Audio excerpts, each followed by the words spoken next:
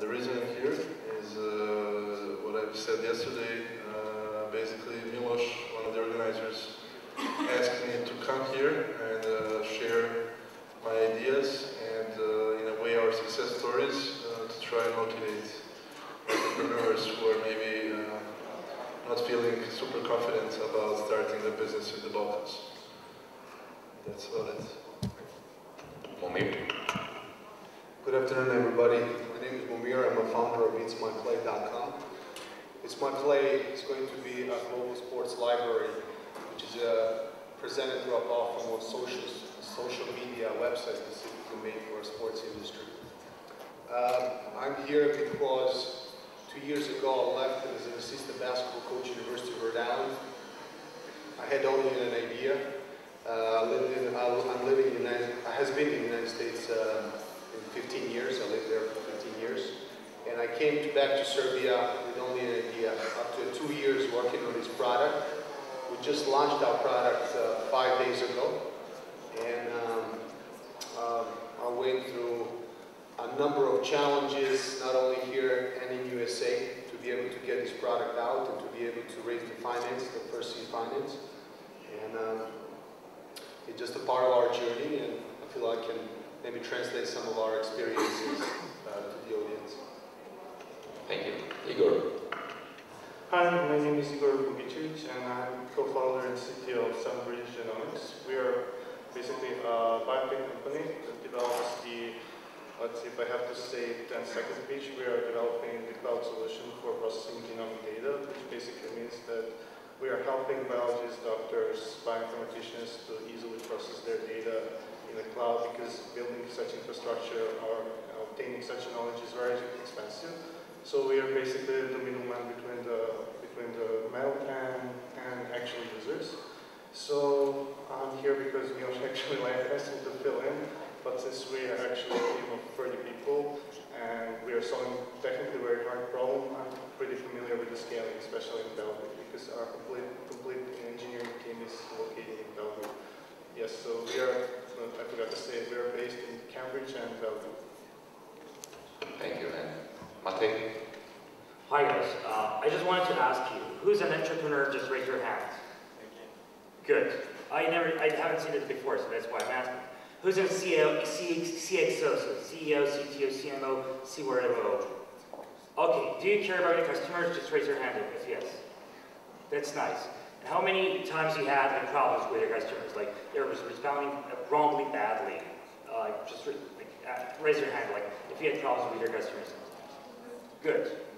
Because, like, that's what we're solving. We're solving the problem of companies not communicating good with their customers. We're called Quality Unit. We have something called Live Agents.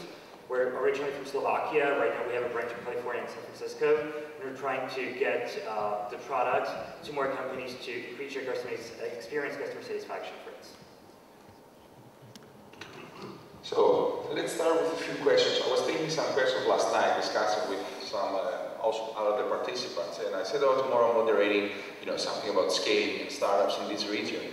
And the guy asked me a very good question. He was like, is scaling so important? So, yeah, in theory we say something has to be scalable, but is entrepreneurship about scaling or creating value? What do you think? Brian, for example, when you started? Scaling is definitely, or at least in one point of time, it becomes the biggest challenge you have in front of you as an entrepreneur. So maybe not in the beginning, but relatively soon after you start. And for my organization, Audius, the most important challenge we're tackling right now is actually scaling. Especially if you're building a business for the world, globally. So we've got users from 200 plus countries. Our games are localized in 36 languages. So customer support and user acquisition and culture differs from Australia to Alaska significantly, and that's on the business side. And then on the technical side, because I'm also an engineer, things can get even more complex than with dealing with people. the most important thing. After you survive the first problem, which is probably creating value. Yeah, moving for example, when you started, Well, you start with the assumption, let's do something global and scalable, or you just like the idea? no, I started with a detailed plan that this is a global and scalable, because I'm solving a gap that still exists in sports, and that is that average athlete has no platform to present themselves and be recruited or scouted.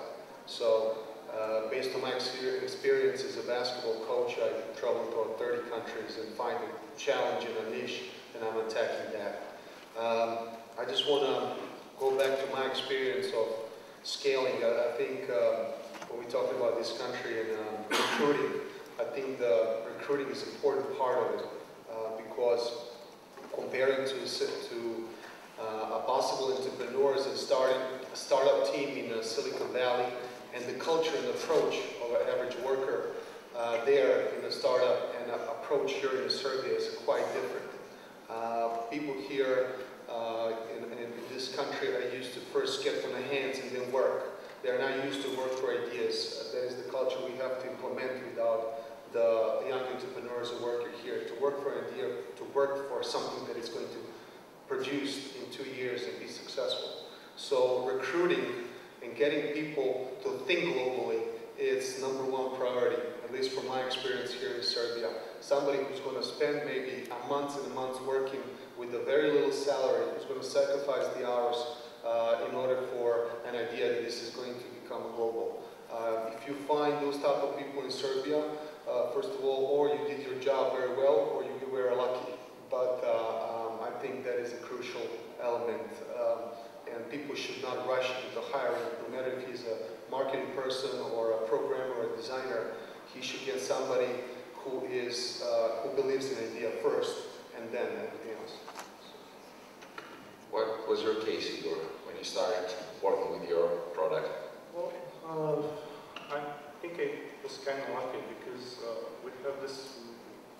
We're one of those companies that have pretty high mission, and basically, I can approach people and say, hey, we're trying to help, people with a cancer or rare genetic diseases, be part of that solution. So that's a very powerful message. And we also are building very, let's say, challenging technological platforms. So it's much easier for me to sell on that point than on the business point, especially because we are hiring engineers here. So, and I think that generally scaling should be avoided if possible. In general, you don't want to scale. And you don't want to hire unless you have to hire, because it has such a big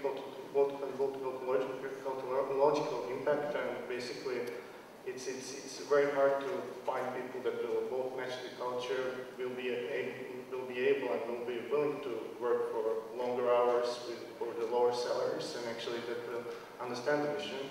But I think it's very possible here, especially I think that one thing which is very important, that's a cultural difference, and people have to be approached in a different manner. So I think that's a big challenge for companies coming here, and it's much easier if you have somebody here that actually has credibility, especially among the group you are trying to hire. If you're trying to hire people for BizDev, if you're trying to hire engineers, if you're trying to hire product people, you should probably try to reach the person that actually is credible and has a broader network of people that you want to hire. So I'm going to play the devil's advocate right now. It depends on your business model if you want to scale or not. If you're a global company selling your product for $5, so you probably want to scale. I want to go to a global market and sell it to a lot of people. But if you're a small company, if you're doing a lifestyle entrepreneurship, and it might be a very decent lifestyle, it can be a 6-digit salary each year out of it, you need probably 2 people and 1 server. There is not a big need for scaling. It really depends if you want to be a global company and probably burn yourself by doing that, because let's be frank, 97% of the companies are going to fail. You just spend 5 years of life with an under average salary, working long hours with not your wife, not even social interaction outside of it. Or you can do a consultancy or a small boutique shop, doing for pretty decent money, a very nice job, and have some fun by it. It really depends if you want to be the new Bill Gates or just having fun just like Tim Ferriss. So yeah, from what I hear, most of you guys when you started though had the scaling is, or this global potential is something important. I would ask something about recruiting because most of you mentioned it. Branko, yesterday in your keynote speech you said that it was great because I convinced colleagues and people who are well educated and great workers in large corporations to come back. And we see that also in Greece, and I guess it's common in the Balkan area, that we have educated people, but we don't have people who never lived or worked abroad ready to copy, actually to catch up with the rest of the team. We're the founders. So we found many startups being ready to scale and not being able to recruit. So how do you tackle this issue? And keep in mind, not now that most of you progressed, but in the beginning, with limited resources, no money, you have to hire your employee number 3 or 4, so you don't have the luxury of 6 months of training. What do you do? Where do you find these people? So, yeah, when the team is that small, it helps if people come in. Thanks. If people come in with some relevant experience. But I mean, again, experience is one thing, and capability to learn and progress fast is another metric. So what we did is actually we did a mixture from the beginning. So let's say first 10 people, most of them had relevant experience, but we also had 2 or 3 college hires. But these guys were top of their class.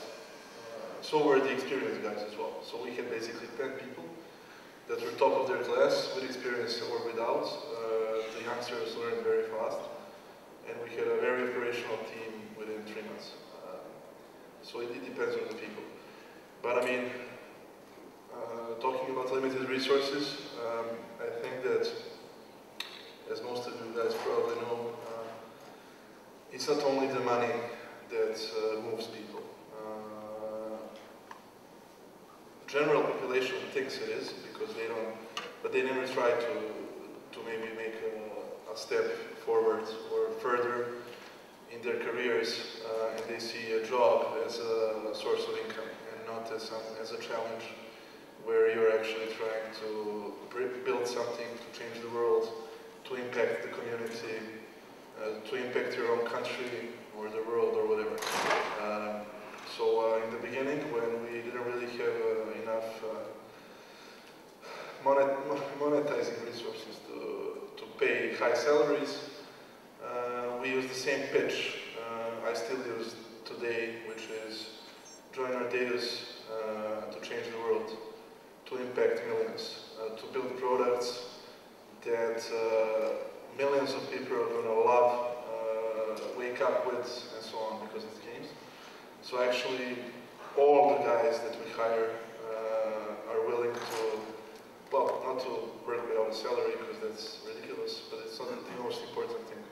It's the vision of the company, of the team, and so on. And then if you can afford great salaries, that helps. But it's not the crucial thing. So. You know, my background is economics. I graduated in international economics. So I knew when I came to this country, I knew I have to get a tech guy, I knew I have to get a programmer that is going to be fan alpha, he's on the guy. Because he first needed to believe in this idea as much as I do. Our mission from the beginning was we're creating a product for millions, we're creating a global product. I had a contact that I was introduced to several people, and I spent with most of them around throughout the period of 6 months. I sacrificed a lot of stuff throughout those 6 months in order to find the right guy among them.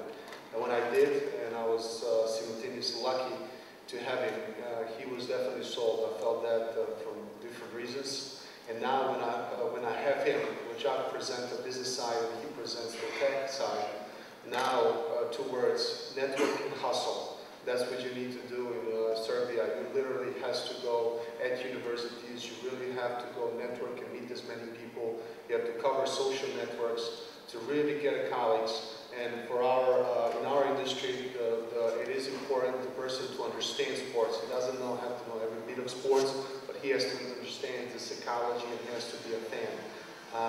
So we spent, I would say we spent a year recruiting the team that we have. We have 13 employees, and we have around 20 to 25 people associated with the company within this region, and 13 full-time employees in our subsidiary here in Belgrade. But it took us a year to recruit, and I was patient enough to say, you know, I'm not going to start this, I'm not going to start as full-blown and spending money what we got from the first angel investors until I feel good about my startup team. So you need to be patient enough, and once you feel it, then you take a wave. But your plan was actually wait a year, because for most of startups a year, I mean, can be deadly without being able to produce something. Yeah, the idea was here. So, you know, it was locked, and I didn't feel that it's in a jeopardizing position. I wasn't having architectural plans in front of everybody. I was just selling the idea throughout the network here, and I was just waiting for the right time to recruit people. And like I said, you need to really, because forums like this doesn't exist that often, and you know, meeting my colleagues here and founders, it's very rare, you know, and some of us don't even have our addresses or phone numbers on the internet. You know, how do we find each other? How do we network? How do we cover students that are programmers and designers out there that want this type of opportunity? How do we find them? In Serbia, that's a challenge, and that's why I said network and hustle and be out there. And it took us a year to really put the team together. What about you? Well, first thing that one of the first most important steps when you actually start to build a company is actually to have co-founders that have complementary skills. Because you don't want to start a company with three people that are only technically strong or only business savvy. And that's a first large bridge to get, because if you don't set up this one right, it will be felt in the future, especially once you actually start to scale. If you have a bad founding team, that's going to start to crack at some point. So at first go, actually, I wouldn't even start a startup without having a founding team with actual complementary skills that they believe in. And I think the second thing is actually, especially as other colleagues said, so just it's not easy to hire, especially when you don't have resources. You have to sell the mission, you have to sell the idea. I think that one important thing is not being arrogant in that, which is kind of hard. You're kind of trying to sell, you know, we're going to change the world, which is something. It's kind of overused phrase, but in general, if you manage to build a successful global business in a certain way, you have to approach people with that kind of mission, because if somebody wants to step in an adventure that will take years and it's completely unknown what's going to happen, because pretty much it can end in months or so, they want some strong sense of idea what they are building and why they are stepping in. And that's also one big problem with the local culture, because we don't have a startup culture. It's just starting to emerge, which is, we can go into details why it's like that. But it's in general, if you want to do a startup, you have to talk with people, you have to educate, and you have to respect the culture, and still not being arrogant, which is very hard in a sense. When you're trying to sell big ideas, sell them in the proper way, so it wouldn't be just arrogant guy that it's a challenge. So I'm going to say that I fully agree with Mumir, what he said, like network, hustle, and find the best people. I fully agree with that. Personally, what happened with us in Slovakia is that we were looking at the best people in the network and also the best people that were outside out there. The main problem we had was with sales and marketing. The tech team was fine, was very good. We managed to put it together. That's probably even startups here in Serbia have the same problem. They didn't know how to do the international sales, international marketing, how to not look scrappy and Eastern European and look international. That even American companies are willing to buy that. And that's a big issue where we're tackling in Slovakia, and we're really looking for the best people. We managed to see them and to look at conferences, meetings, meetups, find the best people to put them together. So my next question starts with you then. So, okay, we said global, scalable vision, sell it to early employees, get great co-founders to manage to build at least a prototype, get some early adopters, and then what? Then you have in some businesses, some of your brothers having lots of money to easily catch up with you. You have businesses that, okay, they're global, but I mean, if you are, for example, a marketplace and you have one, whatever you sell, like boats in our case, in every country, then it's not a global scalable business. Yeah. So what do? You need sales and marketing. What do you do? Again, limited resources, prototype that kind of works. What's your next move? Sure, that's an awesome question. We all struggle with the same thing. I'm going to say partners. Like what we're trying in Quality Unit is there are different things you can do. You can go to conferences and try to convince people there. You can try to do PR and publishing of blogs and our magazines. You can go for Google AdWords, Google or Facebook Ads. You can try to do inbound marketing, lead generation, or telesales, and all these different things. And what we try to do in Quality Unit is we tried to shoot a little bit at every single site and see what works and what doesn't work for our market, for our company, and then just add all our power and our work time for that. So I'm going to say try all of it. Don't spend a lot of money, but try reasonable amounts of money. We tried to sponsor a conference in New York. We tried to do PR blogs. We tried to do video interviews and all of this. And then we saw like, okay, this is a good thing to do, and we went the way. For us, what works best is partnerships. Who wants to go first? Go ahead. Well, first of all, I have to say that why I'm laughing because I'm like Adidas commercial. I'm all in. I literally took all my savings 2 years ago, 401k included, which is a retirement plan. I took everything and I invested money in my idea. And then it took me 8 months to get a first angel investor. To me, it's since I'm in sports, most of my angel investors come from sports, and we have angel investors from Russia, USA, Slovenia, and we have some celebrity athletes who invested in our company. And so what to me was, how do I translate my idea into the plan, maybe into the prototype, but not to uncover too much. What we just published 5 days ago is what I had on mind 2 years ago. But I did not want to drag 2 years to create this product, and at the same time somebody powerful enough can create it in 6 months. So what I need to do is create a prototype that is going to uncover only 30% of capabilities and ideas that I actually had in mind for a final product. And that's what I did. I created the plans and the prototype, and I kept pitching the prototype and showing how it functions. The prototype was at a demo conference in Silicon Valley in April 2011. We had some great reviews from some really celebrity CEOs from there.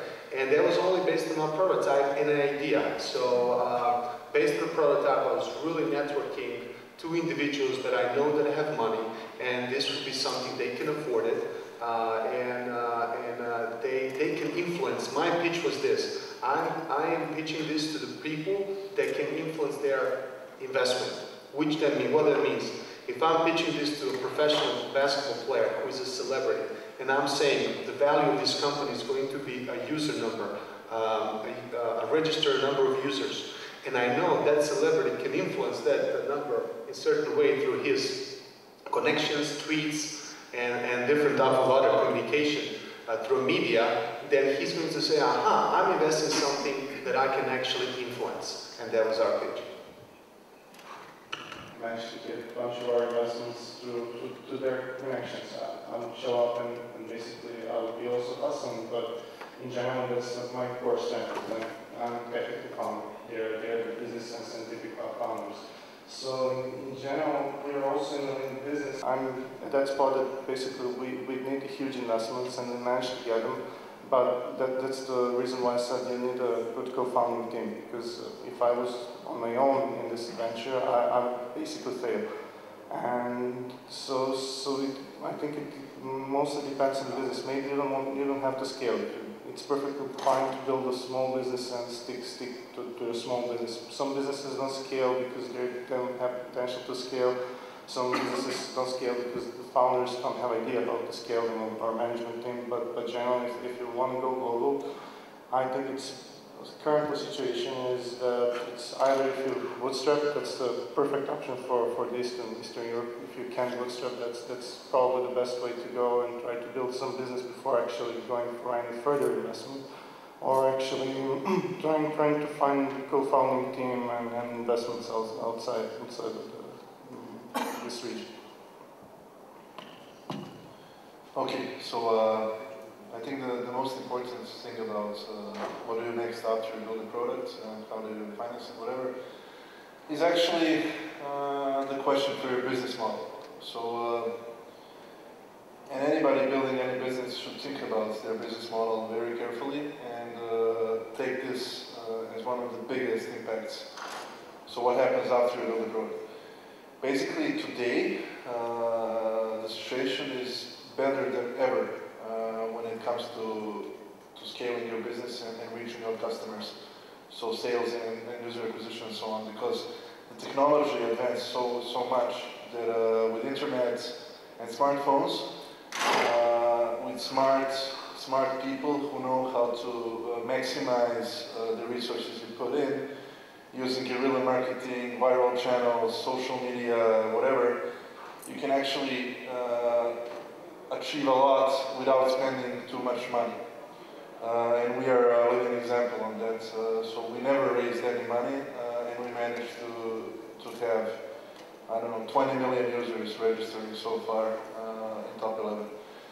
So when you're building your business model, think carefully on how you can actually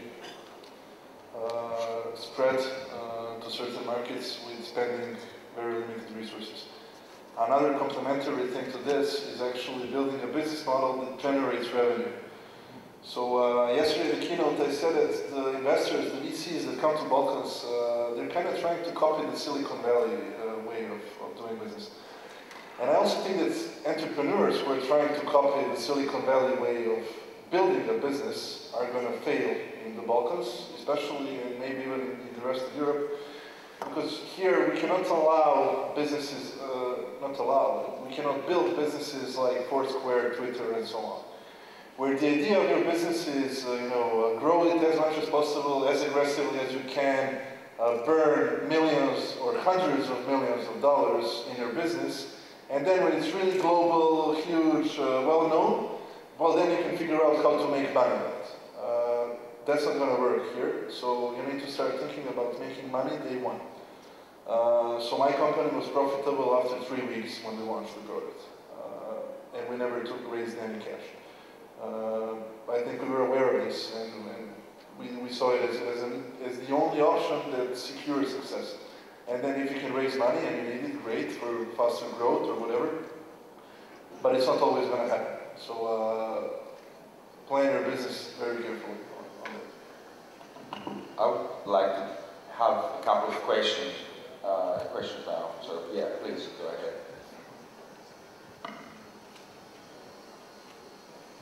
Thanks for the insights. Sometimes you cover it, but generally I want to hear more of your thoughts around that. I cut the scaling part into two areas. One is the product and around the product infrastructure and so on, and the other one is the company. So on one side you want to scale and keep your cost structure relatively low and be lean, because obviously that's how you run your business, but on the second part you want to have the best people always. So how do you avoid premature scaling by getting these best people and still keep your costs low, but not missing them? So what are your thoughts on this one? So instead of, when there is somebody who you think that this will give very big impact for a company, but you know that maybe now is not the right time, or you only hire when you have needs? Thanks. Well, if I may go, I have a great friend of mine, Rashid. He has a company called Synopsy TV, as in Slovakia, as in movie rating business. And he has a great theory for this, for Like if you, like the best brains out there, technology and any other field, are open in the market for only a certain time because they are ending one job and moving to the next one. And he said, like every single cent, go for the guys, get them. If they're the best in the market and you want to have them sooner or later in company, talk to them, get them on board, and there's always work available for them. You know, you can always add more features. You as an entrepreneur, as a founder, have a bucket list of all those things that would be wonderful to be able to do with your company. That's just more working hours. So if the best people out there are available in the market, go and get them. Someone else wants to add, or we take another question? Charlie, I just want to confirm. I have a little bit of different experience. When we started planning recruiting for a programming team, which is the most crucial throughout the last 2 years of our project, we said we're never going to bring a guy who is not at least a friend or who is not a good associate with one of the already hired programmers. The reason for that is a bond. We can't pay high enough salaries that maybe some other major companies can pay. We already were exposed to challenges with some of the American companies who were recruiting some of my programmers, but they didn't left. And they didn't leave because, not only because of the idea, they didn't leave because they don't care for having a double their salary what they have now. They didn't leave because of the bond they have in a team. So it was a sense of, when we were interviewing people, is how obviously we were balancing the quality, but in the same time we were taking in a lesser quality programmer, but who is a really good, has a connection with somebody already in the team, than a higher quality programmer. Because you don't want somebody coming in, doing the codes, and then leaving in 6 months because of a higher salary. Also, most of my programmers have a plan where after a certain achievements, they gain shares in the company. And to me, benefits are very important. I'm limited with what benefits I can offer, but I'm certainly willing to share my company with those that deserve throughout working for us.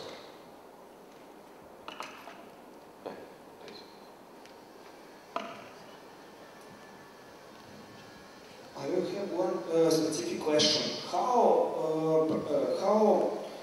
copyright influence in your business? Is there any influence on investors or on your job?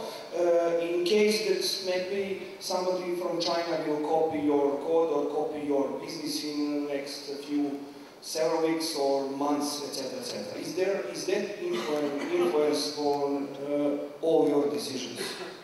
Thanks. So who is afraid of copycats? I just want to say that nobody should be particularly afraid of copycats. I mean, if you're not capable of executing fast enough, you'll be dead anyway. So I think that all this concept of hiding stuff, and basically, I'm against the patents. And generally, I think that they're mostly stopping the industry, not helping it. And generally, copyrights and copycats, etc. I've heard this. It's not so common anymore, but during the beginning of 2000s and during the 90s. It was like, oh, if I don't talk about my business, if I talk about my business, somebody will steal it. I think that's, I apologize for the term, but that's bullshit. So, but generally, I think that in my concrete part of the market I'm working, bigger problems are a bunch of legislations, given there's HIPAA, there are a bunch of other regulatives around how you have to treat the human genetic data, how you have to treat the personal data and stuff like that, which are much bigger issue and problems. Some of them are good, some of them are bad, but generally that's the part of the stuff that I'm actually worried about. Not worried about anybody copying the model. Patents. I think that For pharma, they make sense, because in pharma you invest between 10 20 years to develop the drug, get it on the market, etc. And it's a very cruel part of the market. But in the IT industry and software industry, I think they should be gone.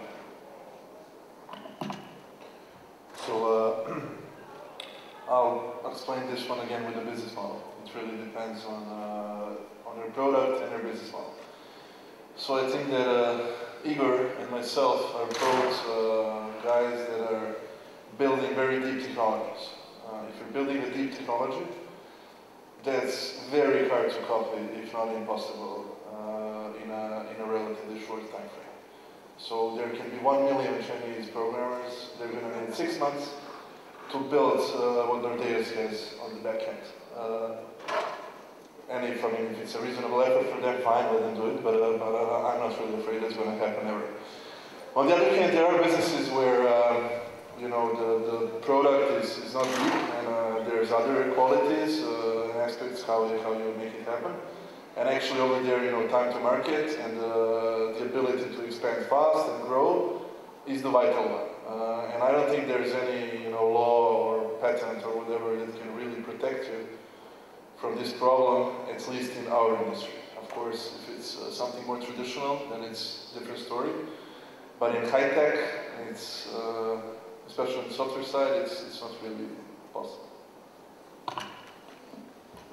I'm just going to say that we have, it's very hard to patent anything that we are in the industry of social media, more or less. So it's very hard to patent that, but what we do have is a 3-year product development plan. So this is just a beginning of what we envision is going to be in 3 years. So we are always going to be a step in front. So that is our way to deal with copyrights. So time flies, we have to conclude. I don't know if you have any last thoughts, but from what was said, think big, sell the visionary, don't be afraid of copycats, get a business model that it works. Don't watch too many movies like The Social Network, focus on the business, and everything is possible wherever we are in the world. That's what I take out of the conversation. So I want to thank all of you. I hope all the best with your ventures. And hopefully next year we come with more advices about scalability. So, thank you. Thank you.